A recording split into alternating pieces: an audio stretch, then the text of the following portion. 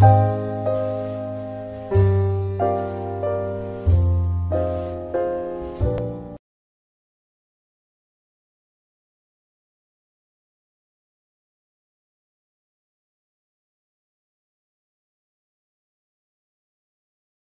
moment e prematur să vorbim despre acest lucru, căci nu este bătut în cuie cine, cum o să fie eliberate. Dar din negocieri care au fost cu partea transnistreană, grupul de lucru, și s-a stabilit anterior modelul numărului, o să fie, cum a spus corect, A, B și 5 cifre. Dar s-a convenit că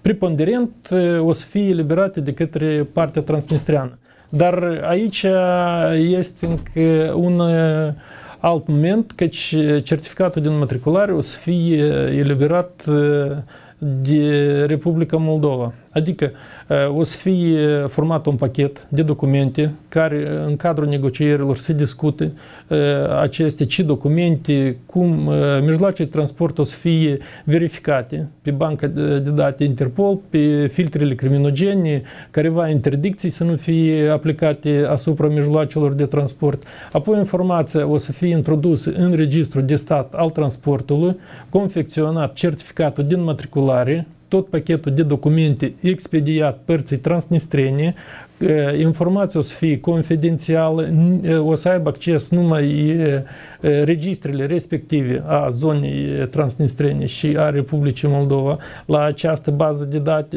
O să fie și tot pachetul de documente, repet, cu certificatul de înmatriculare și numerele care partea transnistreană o să le elibereze, le confecționează și le eliberează, dar preventiv în formarea pachetului o să fie indicat și numărul de înmatriculare care o să fie atribuit acestui mijloc de transport. Repet, până când este la nivel de negocieri, nu este strict reglementat că da, s-a semnat un protocol de respectare a acestor reguli. Se negociază căci apar ce documente, cum, veridicitatea lor, experții examinează numerele la agregate, codurile vin să fie complete, 17 simboluri, să nu apară careva carențe la aceste momente. Și apoi o să fie stabilit de cu baza de date, acces la baza de date respective, dar o să fie numai mijloacele de transport care antrenate în transportul de pasageri și mărfuri. Ăsta este primul pas pentru aceste mijloace de transport. Pe urmă se va vedea care pentru toate mijloacele de transport de acum o să fie solicitate și cum, căci aici iarăși ce am vorbit anterior referitor la serviciul vamal, iarăși grupul de lucru va stabili care o să fie procedura.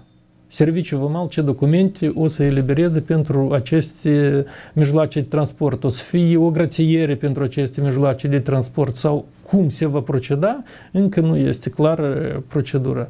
Ca procedură de înmatriculare pentru noi este clar.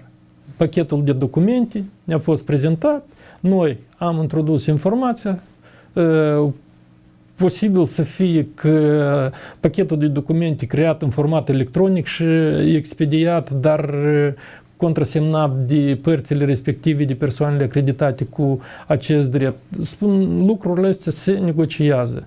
Probabil prin semnătură digitală, da? Posibil și acest lucru nu s-a convenit, încă nu este finalizat acest proces.